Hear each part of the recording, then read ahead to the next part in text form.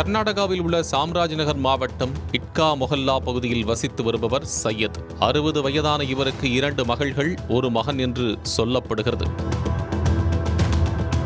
சையதின் மகள் ஃபர்மான் தனது அண்ணனின் மகளுக்கு வெள்ளரிக்காய் ஊட்டிவிட்டுள்ளார். அப்போது அதனை பார்த்த அக்கா ஐமன் பானு, குழந்தைக்கு காய்ச்சல் இருக்கும்போது வெள்ளரிக்காய் கொடுக்க வேண்டாம் என்று அட்வைஸ் செய்துள்ளார்.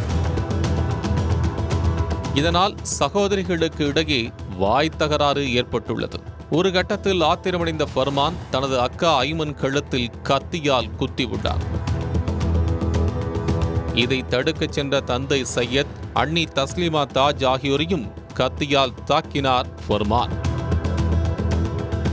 ஆனால் இந்த தாக்குதலில் ஐமன் பானு சம்பவ இடத்திலேயே பரிதாபமாக உயிரிழந்தார்.